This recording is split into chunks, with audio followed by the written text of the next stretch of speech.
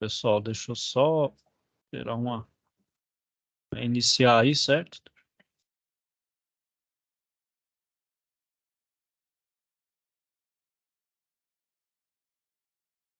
Então, iniciando aí, pessoal, na última aula eu falei sobre a situação de aprendizagem 1, né? E agora vamos partir para a situação de aprendizagem 2, né? Que ela é sobre, também é na parte de gerenciamento de projeto, mas uma outra ferramenta, né? Então, eu vou falar aqui, né, da situação de aprendizagem, né? Chama escopo, entregas e EAP, né? Estrutura analítica de projeto, né? Então, a gente vai vir aqui, né? Vai passar pelo. Então, vamos só entender aqui o que se pede, né? Então, Roberto, tudo bem? É uma máquina muito importante que se ela parar, a empresa tem um grande prejuízo. Então, todo ano essa máquina passa por manutenção preventiva. Este ano eu sou responsável pelo projeto, né? Então, conte-me um pouco sobre como é essa máquina. Então, durante manutenção, alguns itens devem ser verificados, porém, há algumas incertezas a respeito da situação, desses elementos da máquina que devem ser inspecionados durante a manutenção. Então, você deve decidir se aquele elemento deve ou não ser reparado ou substituído. Sim, para tanto, deve elaborar um planejamento que define, então, quais itens devem ser inspecionados, reparados e substituídos. O que mais que a empresa está pedindo? Então, tem que identificar as peças e materiais que devem ser comprados, bem como contratar o serviço de apoio. Depois deve elaborar um cronograma e fazer o orçamento para que os recursos financeiros sejam conhecidos e alocados. Deixa eu só esqueci aqui, pessoal. Perdão, deixa eu compartilhar a tela. Então, é importante, né, fazer um orçamento para verificar, então, se há disponibilidade de recursos. Sim, pois é comum realizar inspeções e testes após as manutenções eletromecânicas, né, a fim de verificar se foram bem feitos. Depois disso, tem que redigir alguns relatórios técnicos das atividades, além dos relatórios de acompanhamento do serviço, que é o físico financeiro, né? Bom, e ainda tenho que fazer os relatórios para registrar nos relatórios da manutenção, databook ou as-built, né? E para finalizar, após a emissão do termo de aceitação dos serviços, os contratos são encerrados e verificados se aconteceu o pagamento dos fornecedores. Bom, então aqui, né, pessoal, vocês vão fazer a estrutura analítica de projeto, forma de texto hierarquizado ou de diagrama, né? Então aqui, ó, deixa eu só tirar, vamos aqui, ó, normalmente em situação de aprendizagem 2, é o mesmo descritivo aqui, né? Então, opa, perdão, é esse,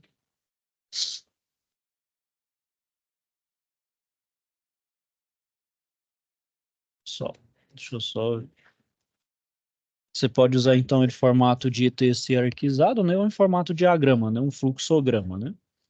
Você pode utilizar como exemplo, pessoal, esse aqui do anexo 2, ó, ou dessa forma aqui, né, ou não desse aqui, mas já mais reduzido, mais resumido, né. Bom, então vamos lá, pessoal, iniciando então os assuntos pertinentes para a gente fazer a situação de aprendizagem, né. Então, a gente vai falar, então, sobre essa estrutura de composição de projeto, né? Que é a famosa estrutura analítica de projeto, né? Ela é bem importante, pessoal, para gestão de projetos, né? Então, a gente tem que lembrar, né, pessoal, sempre vou ficar repetindo isso para vocês, né? Sempre vou repetir isso para vocês, que vocês, como técnicos, já saiu muito daquela visão de que o técnico é só isso e o engenheiro é só aquilo, né? E o técnico só executa e o engenheiro ele só projeta e gera. Não, vocês também têm capacidade para gerir projetos, fazer gestão desses projetos, gerenciar também, né? Então vocês estudam dessas ferramentas para ter essa capacidade, né? E hoje, né, pessoal, o técnico, então, ele não é um mero executor como era antigamente, né? A gente vai, né, assim como tem a indústria vai evoluindo, já estamos na 4.0, né? Assim, os trabalhadores, né, a mão de obra também se especializa e evolui também. Então, só uma forma aí de vocês entenderem que vocês não são meros executores, né? Tenham em mente isso, né? Vocês também são um ser pensante que consegue também gerir, né? Fazer uma gestão de um processo, pode ser mais simples até do mais complexo, né? E a estrutura analítica de projeto, né, pessoal, ele é importante para a atividade da gestão. Ele ajuda, então, no entendimento das atividades, forçando aí o gerente de projeto a pensar em todas as atividades para cada etapa macro do projeto, né? Então, uma forma de você sistematizar bem o seu projeto, né?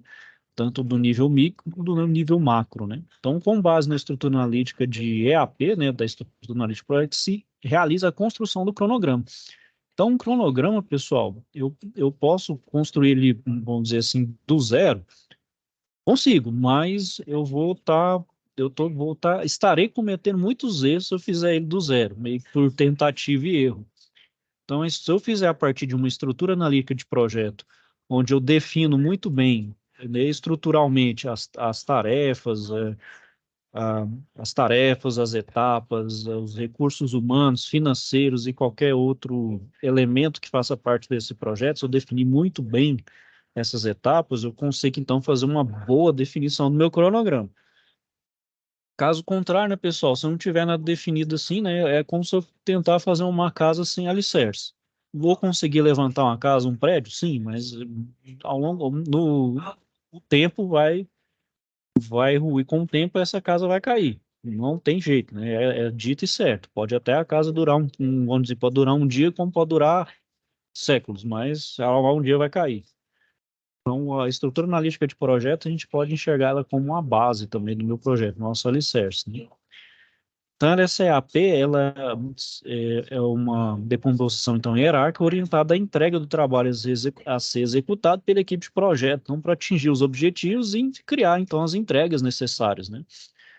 Então, o gestor do projeto, junto com sua equipe, vai realizar, então, uma análise de todas as entregas necessárias do projeto, baseado, então, nas informações já redigidas, na declaração de escopo, pois a entrega das atividades elencadas na EAP deve, então, culminar na entrega total do projeto, né? Então, aquele parte que vai formar o todo, né?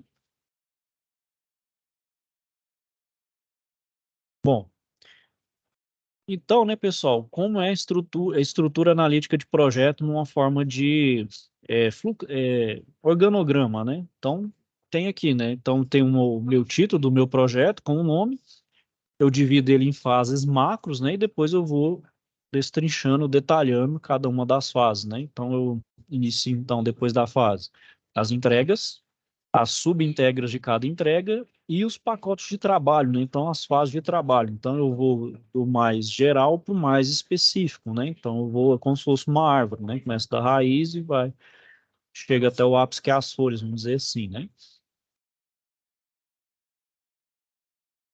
Bom, então ela não é uma atividade burocrática, né? A EAP que tira o tempo do gestor de projeto e da equipe. Ela deve ser encarada, então, usada como uma ferramenta que ela é extremamente útil e poderosa para que equipes de projeto discutam em conjunto sobre as atividades para a entrega de cada etapa e também gere uma forma padrão de comunicação para as demais pessoas. Então, usando os conceitos das melhores práticas de projeto, né? Então a EAP, né, subdivide o trabalho do projeto em partes menores e mais facilmente gerenciáveis. Então, em que cada nível, então, descendente da EAP representa uma definição cada vez mais detalhada do trabalho do projeto. Então, aqui, né, como eu falei, né, então vai da parte mais geral para a mais específica, né? Isso, então, contar aqui, né, facilita a minha gestão, né? Então, pessoal, usando essa técnica, a gente também consegue agendar, estimar custos, monitorar e controlar o trabalho planejado contido nos componentes de nível mais baixo da EAP, denominados, né, pacotes de trabalho. Então, assim, de uma forma mais fácil e direta, a gente pode olhar para cada caixa da EAP, entender o que cada pacote de trabalho deve entregar e quanto tempo leva para fazer a atividade.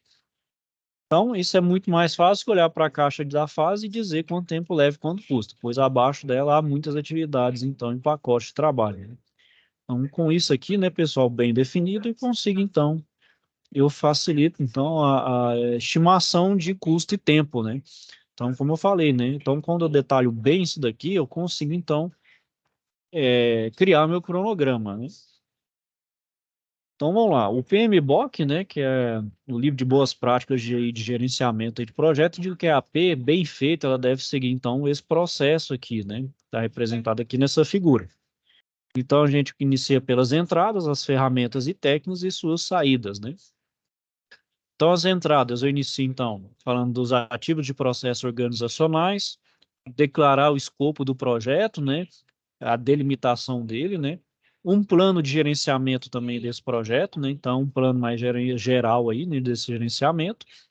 E solicitação de mudança aprovada, né, pessoal? Então, por mais que a gente planeje muito bem, sempre vai ter alguns desvios, né? Alguma mudança, né? Por vários fatores, né? Então, a gente também tem que ter isso em mente também. Bom, as ferramentas em técnicas, então, são qual o modelo de estrutura analítica de projeto eu vou utilizar e como eu vou decompor ele, né? Então, seria como eu vou estruturar essa, né? Como o próprio nome fala, como eu vou estruturar esse meu projeto, né? Então, por isso que chama, né? Como eu vou estruturar analiticamente esse projeto. Por isso o nome, né? Estrutura analítica de projeto, né? Depois que eu levantei ferramentas e técnicas, eu defini, então, quais são as saídas esperadas, né, dessa estrutura analítica de projeto. Então, a declaração do escopo do projeto com as atualizações, né, como se fosse uma espécie de ciclo, né, a própria estrutura analítica de projeto pronta, o dicionário da EAP, né, com alguns termos aí que são mais específicos, pode ser de cada área ou geral, a linha de base do escopo, né? Então, eu delimitei bem o meu projeto, fiz um plano de gerenciamento do escopo do projeto, então, com as atualizações, né?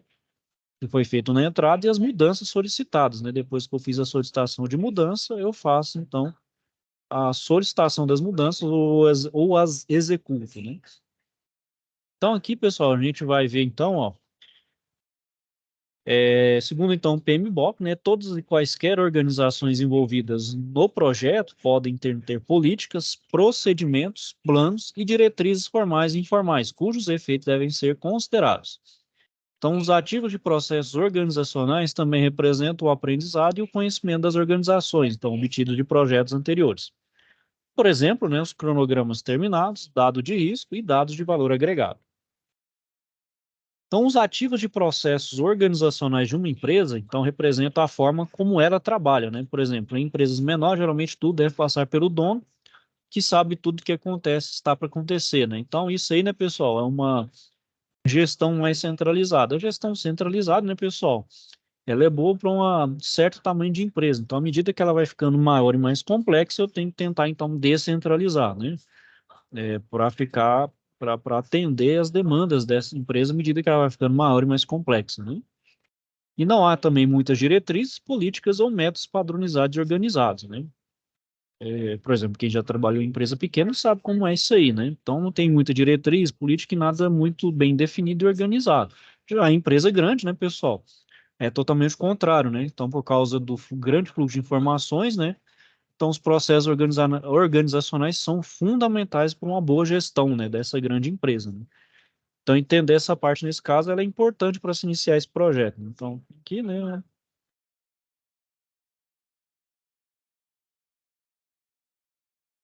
Bom, então, declarando o escopo do projeto, né, declaração desse escopo desse projeto, então vai ser o documento que vai descrever, então, em detalhes, as entregas do projeto e, portanto, então, é fundamental para iniciar o trabalho da minha estrutura analítica de projeto, né? Então, eu tenho aqui, indo aqui no sentido horário, né? Então, iniciei pelos objetivos do projeto, a descrição do produto, do escopo do produto, do projeto, requisitos do meu projeto, limites do projeto, entregas desse meu projeto, critérios de aceitação, as restrições, as premissas e os riscos, estimativa de custo, entre outros, né? Então, tudo isso aqui faz a definição do meu escopo de projeto, né? Então, a EAP tem uma importante dependência dessa entrada, né? Pois sem a definição destes fatores, não é possível, então, determinar as fases do projeto, entregáveis, né? E pacote de trabalho.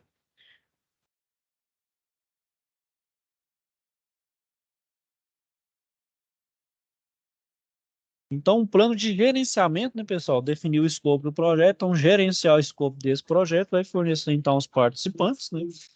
Informações, então, de como esse escopo deverá ser definido, documentado, verificado, controlado e gerenciado. E este plano é que deve, então, conter o processo que permite, então, a criação da estrutura analítica do projeto, bem como da manutenção da mesma, né?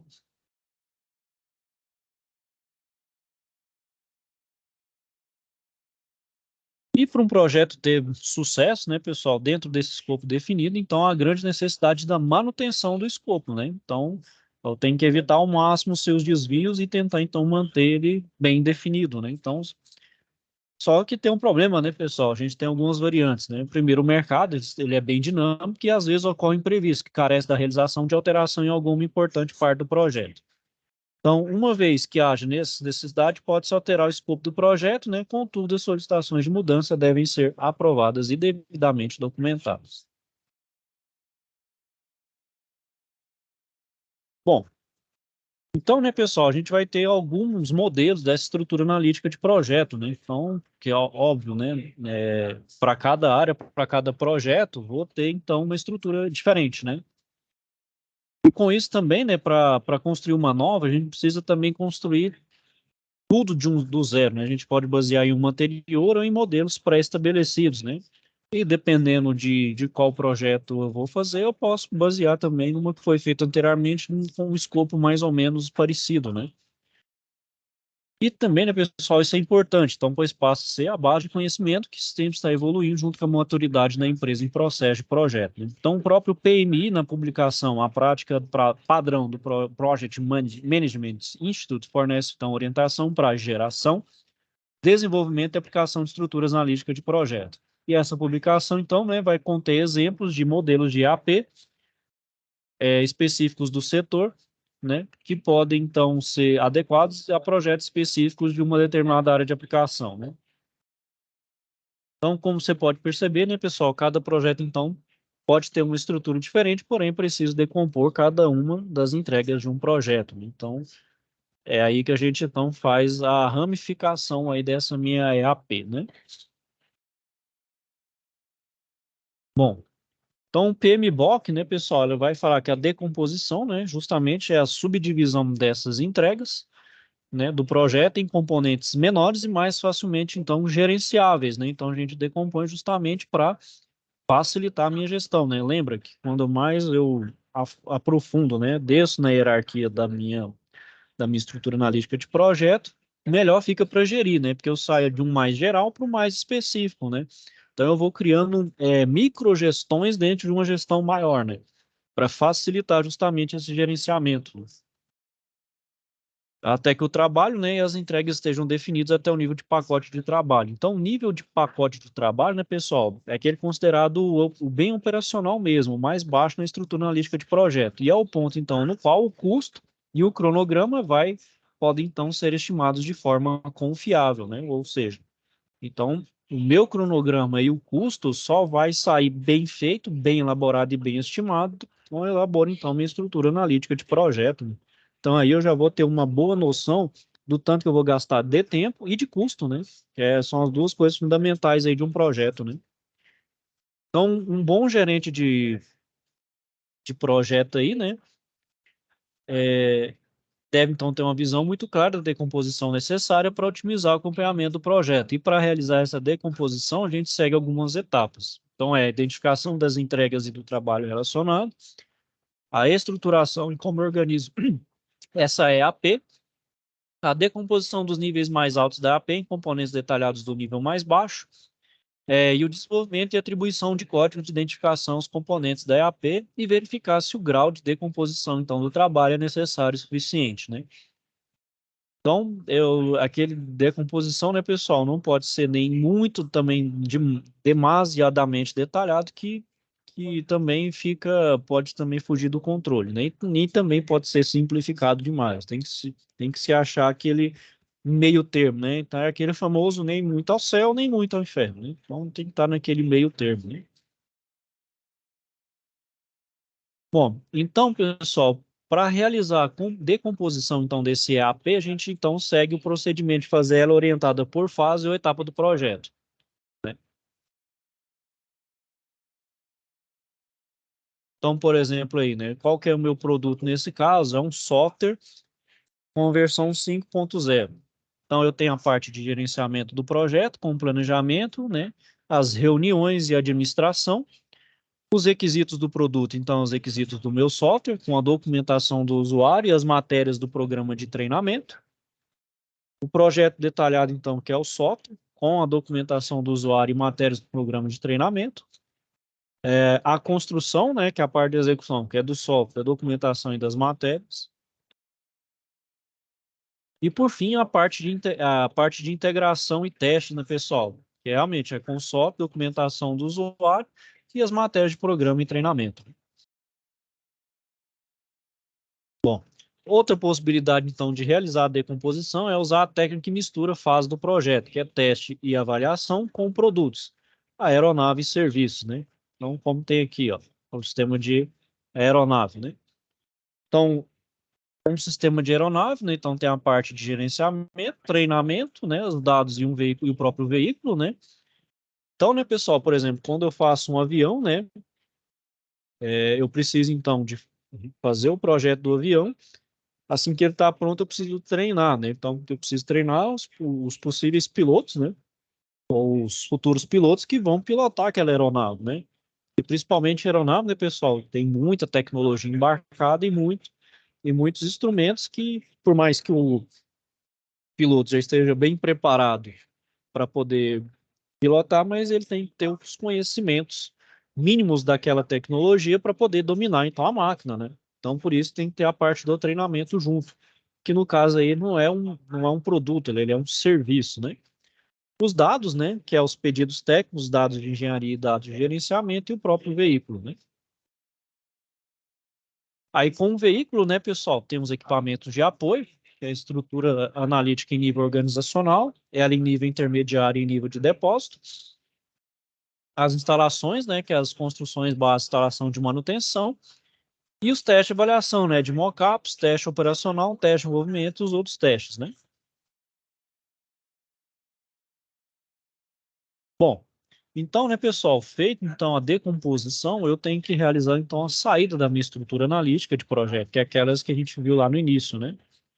Então, a primeira é as atualizações da declaração do escopo do projeto. Não, então, se na entrada eu declarei o escopo dele, agora eu saio com as atualizações, né? Então, caso ocorra alguma necessidade de alteração no escopo durante a etapa de criação da EAP, então deve-se alterar o documento e proceder à aprovação da alteração para o perfeito registro das mudanças.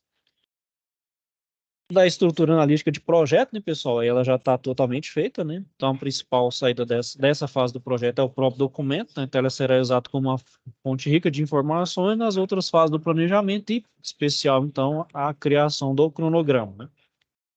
E o dicionário do EAP, né, pessoal? Que é como se fosse um glossário mesmo, né? Mas a gente, dependendo do meu projeto, se ele for um projeto bem específico, vou ter, então, muitos termos e coisas específicas que precisam ser bem definido, bem delimitado, né?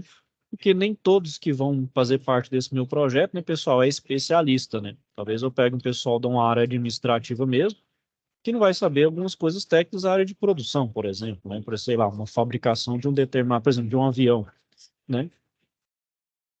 Então, precisa desse dicionário, né? Para que todos tenham a devida interação e saibam as definições saibam bem as definições, né? Então, esse documento, né, pessoal, ele é complementar, né? Então, ele não faz parte em si da EAP, mas ele complementa ele e serve para dar suporte às informações contidas, né? E eles detalham, então, os componentes contidos na EAP, inclusive os pacotes de trabalho e contas de controle, né? Então, ele também pode incluir um código de identificador de conta, declaração do trabalho, organização responsável e listas de macros desse cronograma. E também, né, pessoal, a gente pode colocar algumas informações adicionais, como contrato, requisitos de qualidade e referências técnicas para facilitar, então, o desempenho do trabalho, né? Certo, pessoal? Então, aqui agora vai ser, então, aqui umas exercícios de passagem, né? Vocês fixarem aí a matéria. Ok, pessoal? Ficou, então, alguma dúvida aí até agora? Algum questionamento?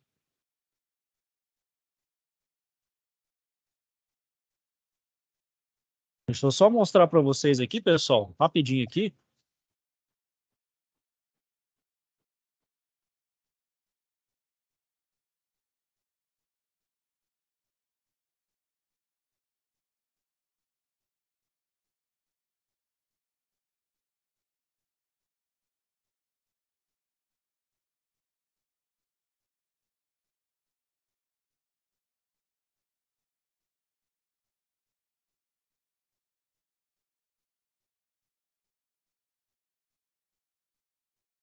Bom, então aqui, pessoal, é só como se fosse, né, a parte, então, então, é como se fosse a estrutura analítica de projeto em forma hierarquizada, né? Pode ser feito também na forma de árvore. Ok, pessoal? Ficou, então, alguma dúvida, pessoal? Algum questionamento aí? Esta SAP2, ela vai ser baseada em cima daquele descritivo lá, a montagem da... Isso. Você pode fazer, você quer, por exemplo, você pode fazer daquela forma que eu mostrei agora, ou pode fazer naquele formato de árvore, como foi parecido no da SAP 1. Só que aí agora são os conceitos que estão na SAP 2, naquela situação de aprendizagem. Você pode pegar a partir daquele diálogo que eu fui em conteúdo do curso, ou você pode vir aqui, ó, na situação de aprendizagem. Quer ver? Deixa eu só compartilhar de novo a tela aqui. Pode vir aqui, ó. Esse aqui é da SAP 1, né? Mas aqui da SAP 2, ó, tem esse descritivo aqui todo, ó. Certo?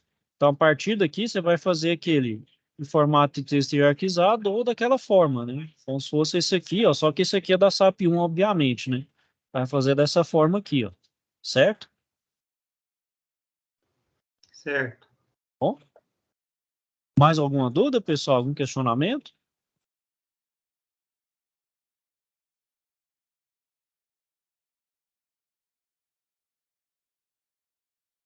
Deixa eu só mostrar aqui, só lembrar aqui, pessoal, para vocês fazerem a leitura, só para complementar aqui, só ver qual que é a página aqui dessa parte de gerenciamento de projetos.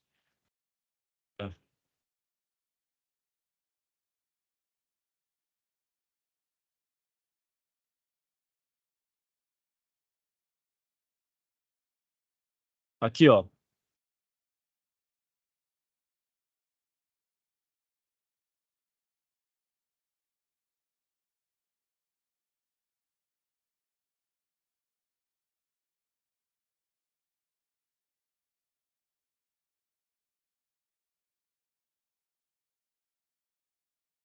Então, a apostila aqui, pessoal, vocês vão aqui na página 103 já, aí vocês vão fazer uma complementação aí do que eu falei na aula, certo?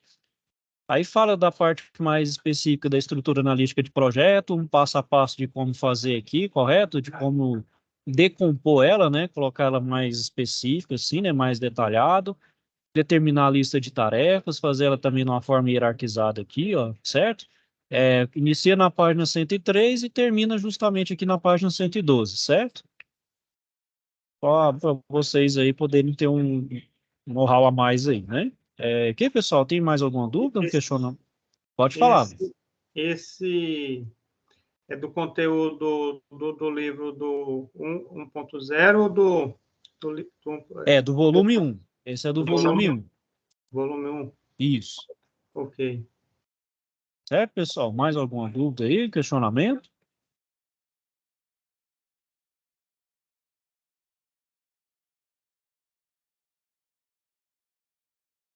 E aí, pessoal? Bom, não havendo dúvidas aí, né? Vou finalizar então a aula aqui por hoje.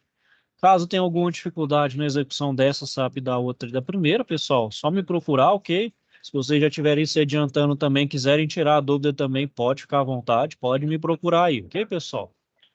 Estou aqui para ajudar vocês aí, se for necessário, se for preciso aí, contem comigo aí, tá bom? Então é isso aí, vou desejar então a todos uma boa noite, né? Fiquem então todos com Deus e até a próxima.